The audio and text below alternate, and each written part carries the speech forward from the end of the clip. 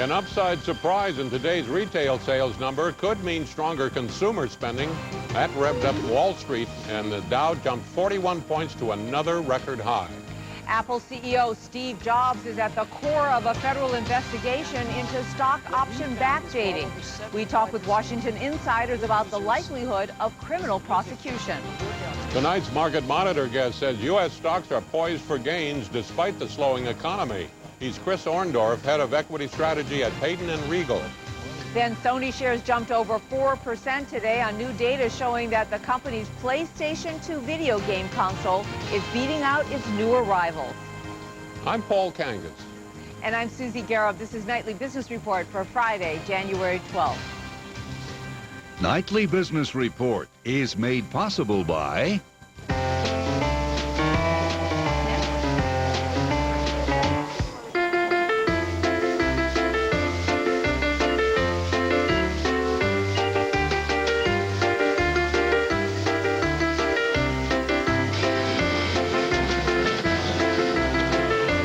Is your nest egg in shape for retirement? Objective financial advice can help. A.G. Edwards, for more than 118 years, fully invested in our clients. Franklin Templeton Investments, providing a unique perspective through the specialized investment expertise of Franklin Templeton Mutual Series and Fiduciary Trust. Franklin Templeton Investments, gain from our perspective. This program was made possible by contributions to your PBS station from viewers like you. Thank you.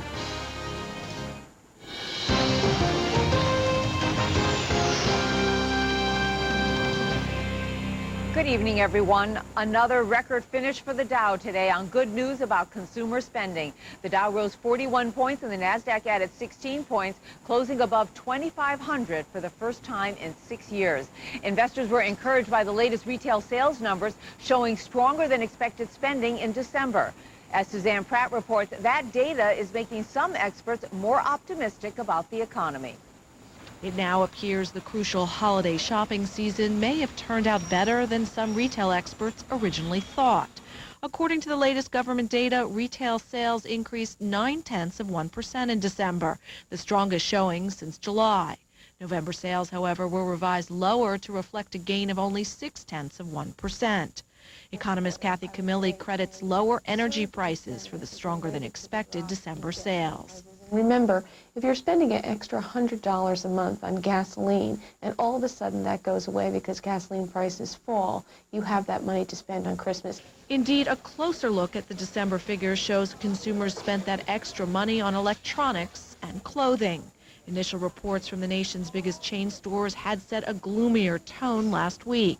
And today, the National Retail Federation said holiday sales increased less than it had previously forecast, coming in at 4.4% rather than 5%. It blames mild winter weather for the shortfall.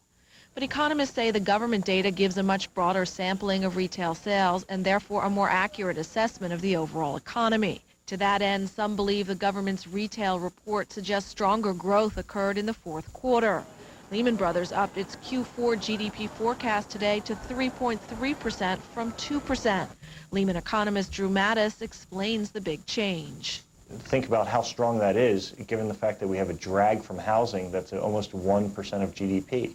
So we have a very strong economy, and certainly the U.S. consumer is doing its part. Some experts think today's data suggests building momentum in consumer spending, but others say there are still too many cross-currents in the economy to conclude that growth will accelerate in 2007. Camilli says the slump in housing remains her greatest concern.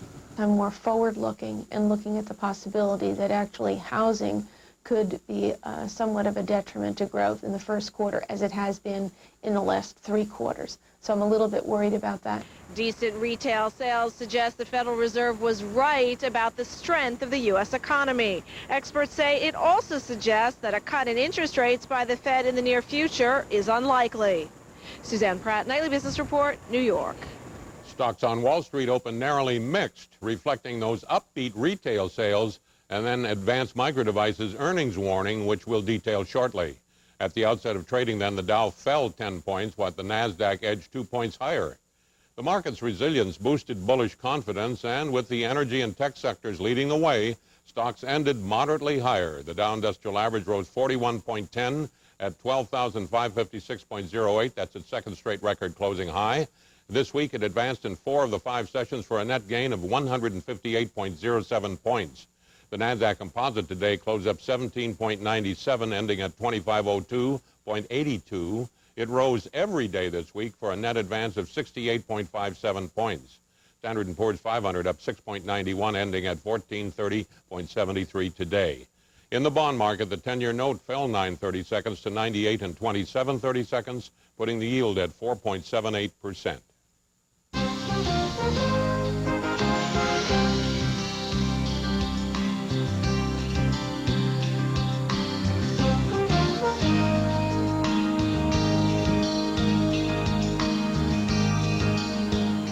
Apple shares took a hit today on news that securities regulators and prosecutors are actively investigating stock option grants to CEO Steve Jobs.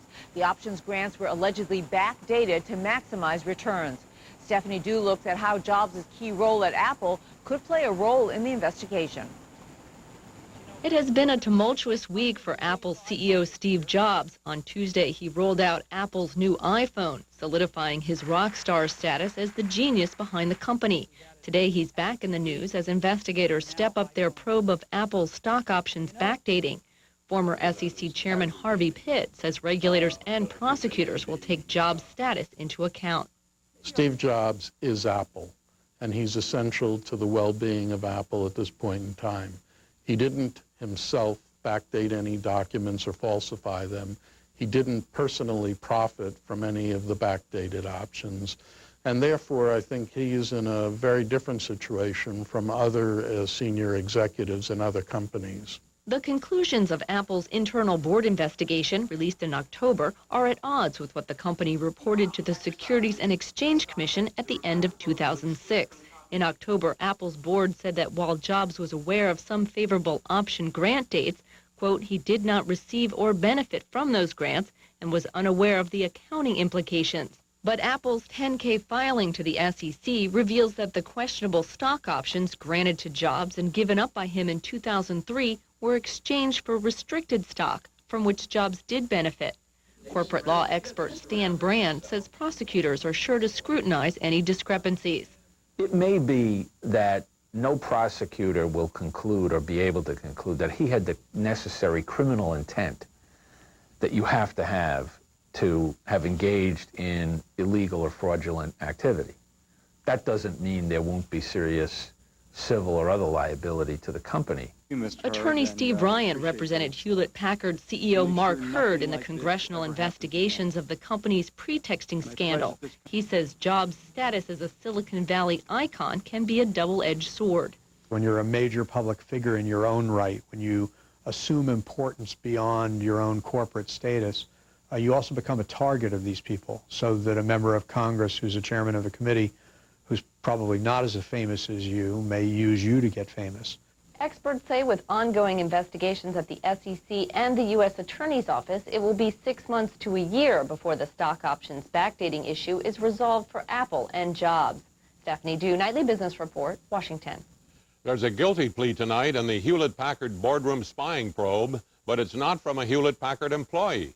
Private investigator Brian Wagner today pleaded guilty to federal charges of identity theft and conspiracy. Wagner's plea is part of a deal that requires him to testify against others in the HP case, possibly including the company's former chairwoman, Patricia Dunn. In court, Wagner admitted he illegally got the Social Security numbers of 2 journalists and others to obtain private phone records. By the way, that practice known as pretexting is now illegal nationwide. A measure outlawing it was signed by President Bush today. An upbeat outlook today from Ford Motor right from the top. CEO Alan Mulally says that the company's plan to get back in the black is now ahead of schedule. Ford will slash its North American workforce by almost 30% by next year, a move Mulally says is the right thing to do. Ford lost $7 billion in the first 9 months of 2006, but has committed to being profitable by 2009. The company hopes to do that by changing its model mix and trimming production of its less popular vehicles. A change at the top for British oil giant BP was announced today. CEO John Brown will now retire at the end of July. That's a year and a half sooner than planned. Brown says it's in the company's best interest to name a successor now. The company's head of exploration and production, Tony Hayward, will move into the top role. The change comes after a challenging couple of years for BP, marked by a refinery explosion in Texas, Alaskan pipeline issues, and a propane trading scandal. BP says those problems played a role in the accelerated timetable. Investors welcomed the succession plan. BP shares were up $3.05, closing at $64.64. House lawmakers voted today to require the federal government to negotiate with drug companies over Medicare drug prices. House Democrats introduced the bill with the hopes that the sheer size of the Medicare program would garner steeper drug discounts for seniors than private insurers can offer. Current law prohibits the Secretary of Health and Human Services from negotiating with drug companies. But the bill approved by the House faces a bleak future. President Bush has vowed to veto it, saying competition under the current plan is already reducing prices for seniors while encouraging drug innovation.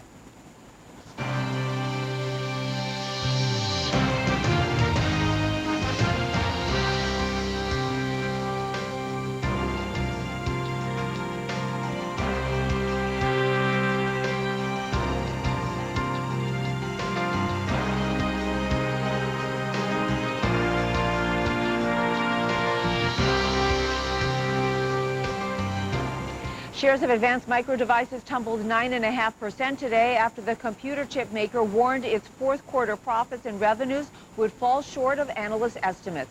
AMD blamed lower computer chip prices. The company now expects fourth quarter revenues to rise just 3% from the third quarter to $1.33 billion. That's $110 million less than what analysts were expecting. John Lau of Jefferies and Company says that's because the momentum in the semiconductor industry has now shifted toward rival Intel. Intel had lost the microprocessor lead 2 years ago, and starting from June of 2006, Intel had launched several significant products, and they are coming to bear on AMD. AMD is under a lot of pressure now with the declining gross margins, and the pre-announcement last night was an indication that this pressure is continuing to accelerate even into 2007. In reaction, several brokerage firms today, including Citigroup, Morgan Stanley, and Bear Stearns, cut their ratings on AMD stock. Paul? AMD was the most active issue on the big board, Susie, and we'll see it in just a moment as we take a look at our stocks in the news tonight. And there you see it, Advanced Micro Devices, almost 34 million shares changed hands, down $1.92. The low of the day, $17.62 on that earnings warning you just heard about. Then came Ford Motor with a 12-cent rise. As you heard, the company out with a rather upbeat outlook. Meanwhile, Ford is suing Navistar over a dispute regarding Navistar diesel engines, but it didn't impact Navistar stock, which was up 48 cents. Motorola, 19-cent drop, and the same story with Sprint Nextel. ExxonMobil up $1.68, rising along with the comeback in oil prices. Pfizer, 18-cent gain there. Corning, 61-cent rise. LSI Logic was up 55 cents. General Electric, a 3-cent drop. Hewlett-Packard, 10th in volume, rose 89 cents. Anheuser-Busch, the big brewery company, up 66 cents. Bank America upgraded it from neutral to buy in the belief the marketing changes the company is implementing should be quite positive. Then we see Terra Nitrogen. The fertilizer stocks very strong today. A rise in corn plantings to satisfy strong ethanol demand expected this year will require more fertilizer. Let's have a look at some other stocks in that group. Agrium and CF Industries, Mosaic, and Potash all posted very nice gains today on that news. Sony, the ADR, is up $2.03. An outfit called NPD Group Research reported that Sony sold 1.4 million of its PlayStation 2 units in the month of December, and that was 300,000 more units than Microsoft's Xbox 360 sales. So they're beating out some of the competition. Owens, Illinois moved up $1.41. The company hired Goldman Sachs to advise it on strategic options for Owens, Illinois plastic packaging business. And then Cablevision down $1.21, even though the Dolan family sweetened its buyout bid from $27 to $30 a share. Trex Company up $1.14. The company is in a pact to sell its decking and railing products at all Lowe's stores. And then Rogers Corp down $3.61. Companies into polymers and printed circuits, things like that, and now sees fourth quarter revenues at the low end of its previous estimate of $122 to $126 million. Apple topped the active on NASDAQ down $1.18. You heard about some of those option problems. Microsoft moving up 51 cents, and Google had a decent day, up $5.28. Intel, 21-cent gain there. Cisco rose 23 cents. That was fifth in dollar volume. Research in Motion back down $1.03. Symantec lost 85 cents, even though the company announced a partnership with Baidu.com to promote Symantec's antivirus software in China. Comcast up $1.14. Merrill Lynch boosted its price target from $47 to $57 a share. Amgen up $1.36, and Oracle rose 11 cents, 10th in volume.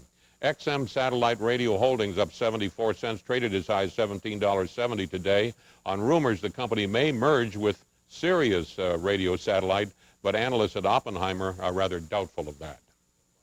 Those are the stocks in the news tonight. Susie?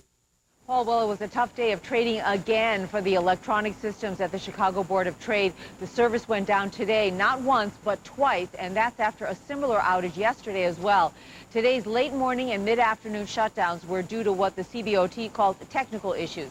It only affected electronic trading, but the glitches had a falling domino impact on electronic trading on exchanges in Kansas City and Minneapolis. The same system crashed last summer and fall when the CBOT launched daytime electronic trading of grain futures.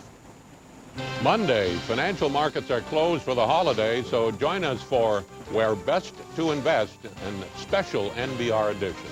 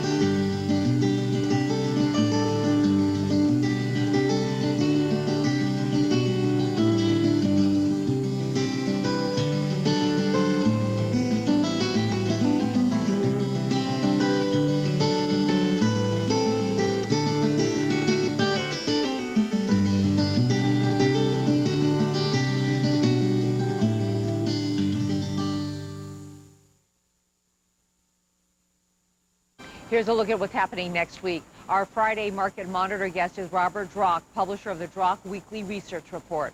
On the economic calendar, Monday, the markets are closed for the Martin Luther King Jr. holiday. Wednesday, December PPI and industrial production and capacity utilization numbers come out.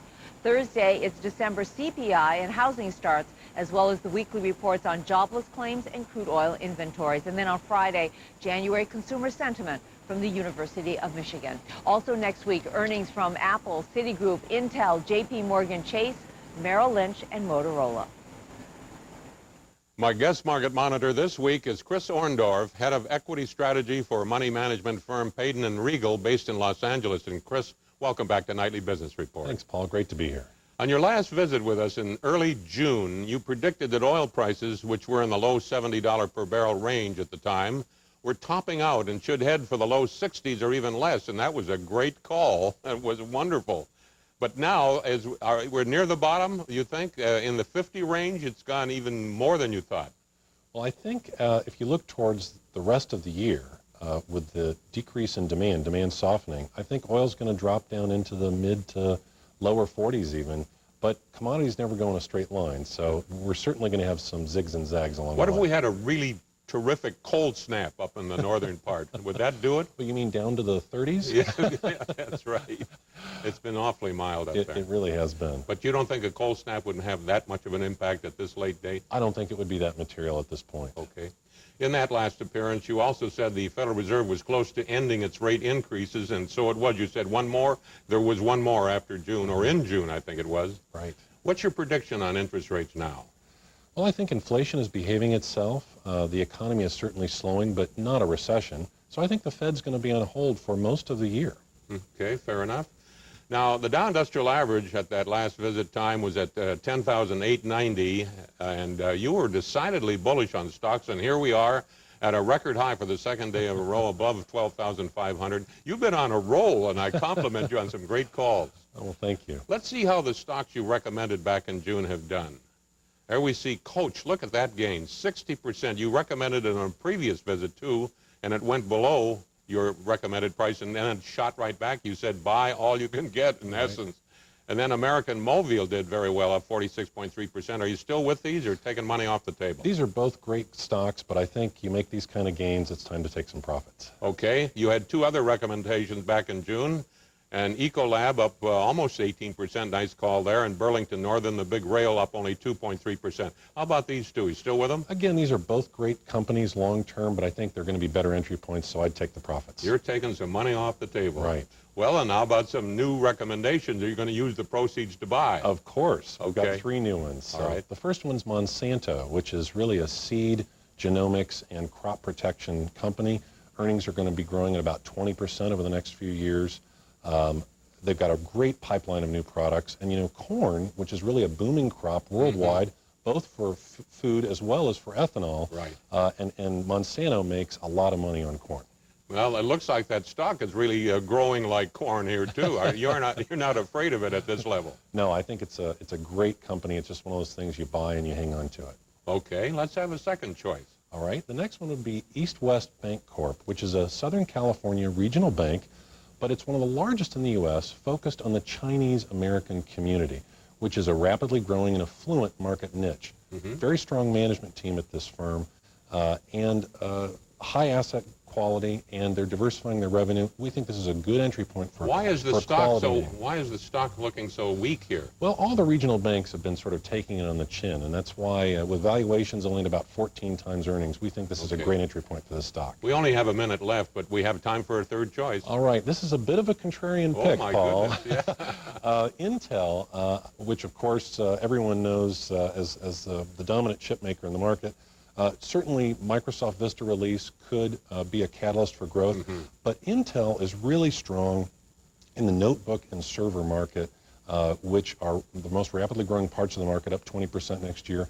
They've got some expense reductions, which we think are going to drive earnings higher. And they've got a new Vive line, which is a new catalyst for growth. You've done a lot of research on this That's company. right. Well, as the computer and the TV sort of morph into the same thing, it's going to really, we think, generate sales for them. Quickly, Chris, do you personally own any of the stocks we've discussed We here? own all these stocks. Oh, boy. That's very ourselves good. as well as on our U.S. Growth Leaders funds. I want to thank you for being with us again, and we look forward to your next visit. Thanks, Paul. My guest, Chris Orndorff of Payden and Regal. Recapping today's market action, the Dow gained 41 points to close at another record high, while the Nasdaq tacked on almost 18 points. To learn more about the stories in tonight's broadcast, go to Nightly Business Report on PBS.org. You can also email us at nbr@pbs.org. Tonight's commentator is asking a question that a lot of other Americans have been asking recently. When it comes to CEO compensation, how much is too much? Here's Barbara Hackman Franklin, president of Barbara Franklin Enterprises and former Secretary of Commerce under President George H.W. Bush. The latest flap about excessive CEO compensation is Bob Nardelli's recent ouster at Home Depot and his $210 million pay package. Even though this pay package was included in his contract when he was recruited, it looks excessive compared to the company's performance. I serve on compensation committees and know firsthand that there is enormous pressure to give a new CEO what he or she wants, especially if that person is recruited from the outside to save the company. Many directors today think compensation practices need overhaul, but there's no consensus in corporate America about how to do this. There's great competition for top talent, and directors are often convinced that their key executives will go, leaving the board to face angry shareholders. So compensation just ratchets up. However, there are hopeful signs. First, new transparency.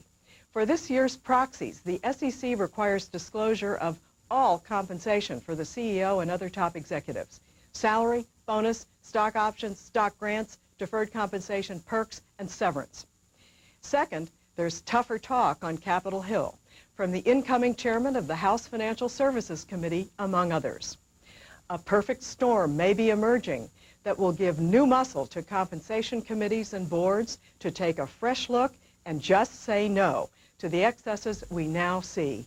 I hope so. I'm Barbara Hackman Franklin. And that's Nightly Business Report for Friday, January 12th. I'm Susie Garrow. Good night, everyone, and have a great weekend. You too, Paul. You as well, Susie. I'm Paul Kangas, wishing all of you the best of goodbyes. Nightly Business Report is made possible by Franklin Templeton Investments. Our unique perspective helps us see domestic and international markets in a different light. Franklin Templeton Investments. Gain from our perspective. And by A.G. Edwards. This program was made possible by contributions to your PBS station from viewers like you. Thank you.